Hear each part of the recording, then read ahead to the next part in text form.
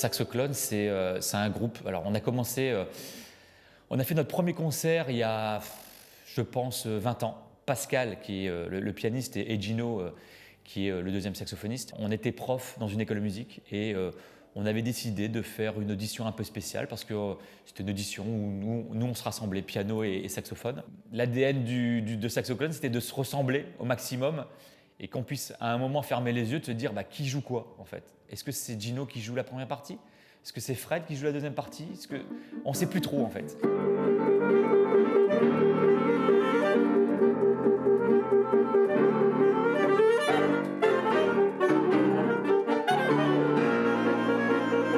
Notre son est bien spécifique, on a vraiment un son à la française. On essaie d'avoir un son très fin, très timbré.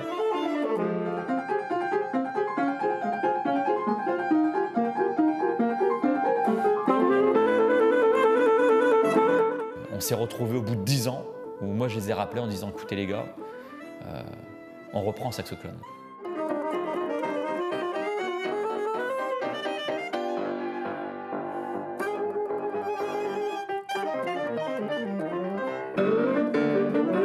On fait des concerts partout en France, on fait des concerts aussi à l'étranger.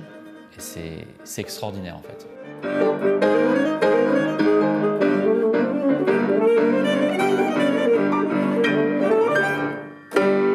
J'ai toujours voulu ressembler à Gino. Gino est plus âgé que moi et quand j'étais petit, c'est vrai que j'étais tellement fier un jour qu'on me dise dis donc, c'est le futur Gino aussi ça. Gino, c'est un peu mon frère du saxophone en fait. On a fait les mêmes études.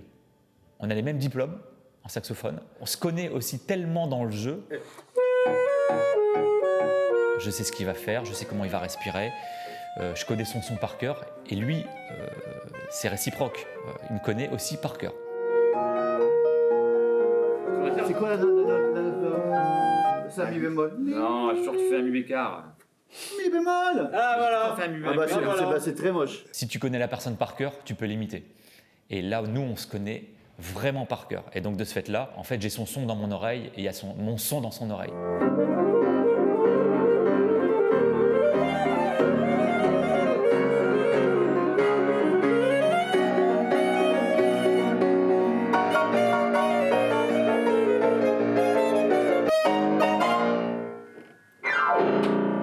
Des fois, j'écoute le CD, je ne sais même plus dire si c'est moi qui joue ou lui qui joue.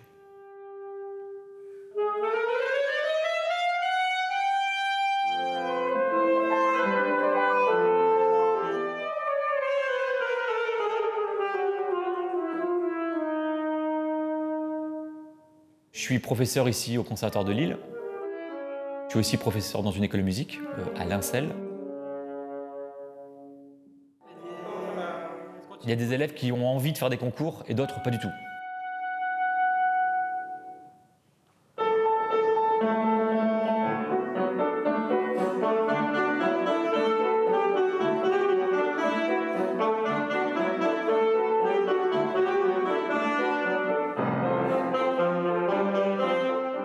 Antoine, lui, c'est un élève, c'est une bête de concours.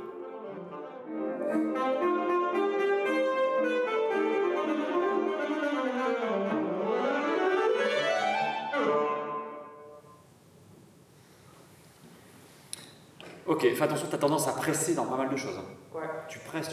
Le fait de l'avoir appris par cœur, ça te donne envie de presser en fait. Donc fais attention, hein. Des fois, on a la limite de se planter, quoi, comme mon iPad. Donc attention. Écoute, j'ai marqué des petits trucs. Donc effectivement, en jouant, ça va chauffer, ça va monter un peu, mais comme tu as beaucoup de graves, tous tes graves, ils sont relativement bas. On le sait, au saxophone, ils sont souvent bas, les aigus sont souvent hauts. Donc voilà, tous tes graves étaient un peu bas. C'est pour ça qu'à un moment, je te disais, resserre un peu. Toi. Sur ce concours-là, en fait, du Rotary, il y avait une épreuve de sélection où il y a eu plusieurs élèves de Lille qui se sont présentés et lui a été sélectionné et donc finaliste de ce concours.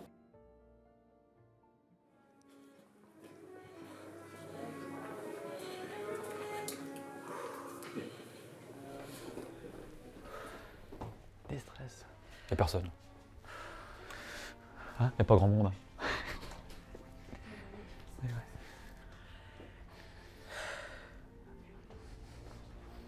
Il est bien chaud, fais voir. Et puis, comme à la maison. Wow. Déjà on est là, c'est déjà bien, c'est super. Voilà, donc tranquillement, fais-toi plaisir. Oh là, fais-toi plaisir. La salle, elle sonne très très bien. Ça, c'est super déjà. Quand tu es dans une salle qui sonne pas du tout, c'est la galère. Là, elle sonne très bien. Elle est généreuse. Ça va être formidable. Prends du plaisir. Tu dois rester dans ta bulle, t'arrives. Le monsieur, il va parler, il va te dire des trucs sur toi, je crois, un truc comme ça. Déjà, tu te places. Ouais, tu te remets, regarde pas trop autour de toi. Tu respires profondément, tu te mets dans ton truc, on s'accorde tranquille, ok? Et puis après, on y va. Hein? Tu t'accordes un peu là avant ou pas? Je t'ai mis à quoi? 441. Pile poil ou. Au-dessus. Quelle note? Les fa et le sol. Très bien.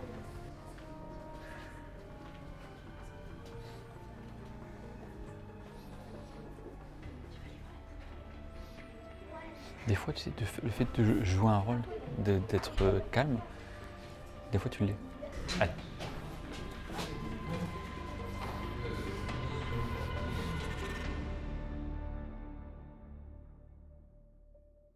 Toujours dans les voix, le troisième prix au saxophone, Antoine Suiza.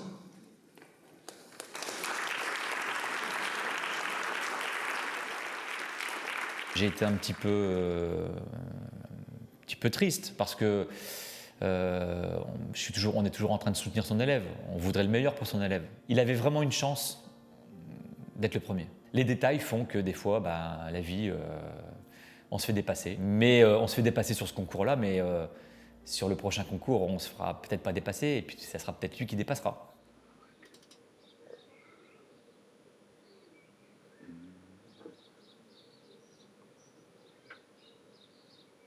Donc j'ai découvert la musique grâce à mon grand-père en fait, parce que il faisait de la trompette et puis moi j'ai voulu un peu faire comme lui. J'ai appris la musique dès le plus jeune âge avec lui, j'avais 5 ans. Donc tu vois là, je vais essayer mes anches, je vais essayer de trouver une anche pour le sax soprano, parce que demain je suis en répète et mercredi je suis en studio. Et on joue des œuvres classiques, des œuvres assez difficiles. Et quand tu vas en studio, il faut avoir plutôt une bonne hanche.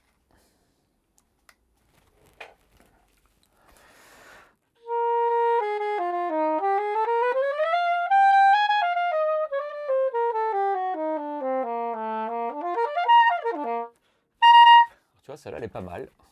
Elle est pas mal.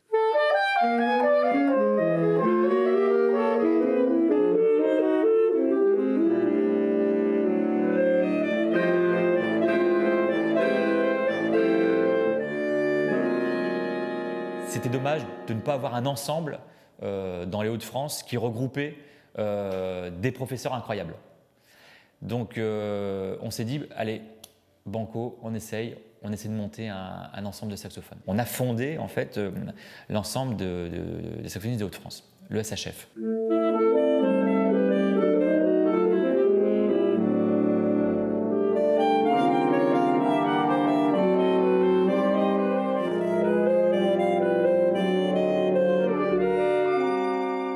Il y a d'autres projets comme par exemple les Fous du Sax. On fait un événement pendant une journée entière avec des artistes invités.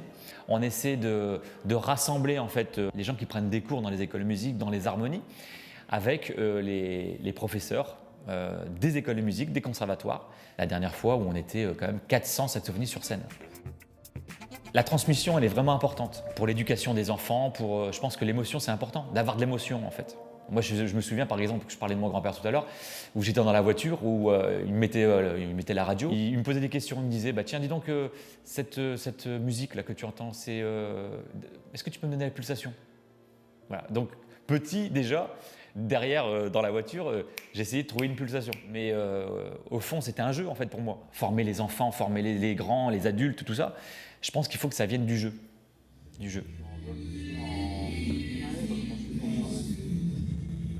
J'ai donc aussi un groupe qui s'appelle Jazzy Kids, que j'ai fondé avec deux amis proches, toujours ce fameux Gino, et Christophe, lui, est le batteur du groupe. Nina, c'est une petite fille qui a 7 ans et elle hésite entre 3 instruments vraiment différents, que sont la batterie, le saxophone et le piano.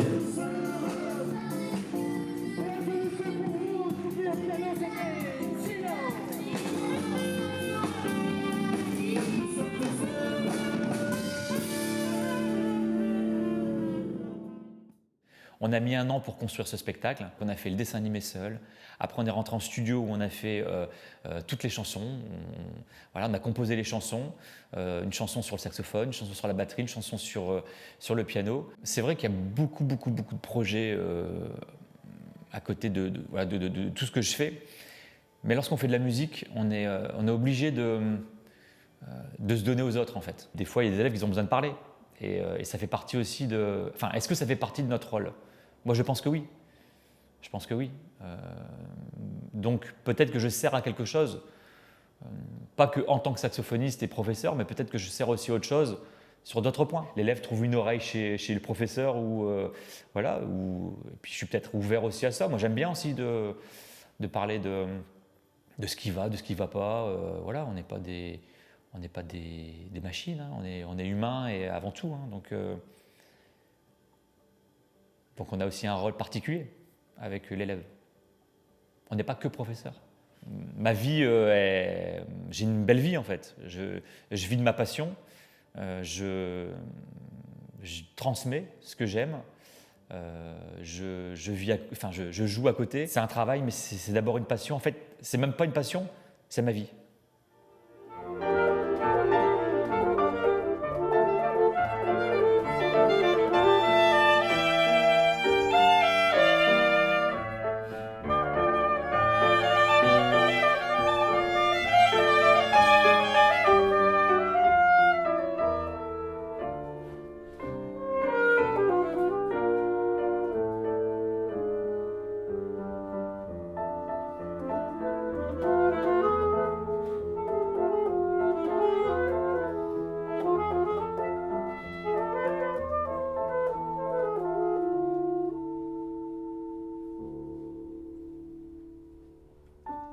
Quand tu es passionné par quelque chose, tu te réveilles le matin en pensant à ça.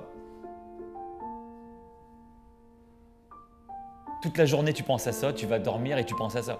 Tous les jours, non-stop, 24 heures sur 24, 365 jours sur 365, tu penses qu'à ta passion et effectivement, ça devient ton travail.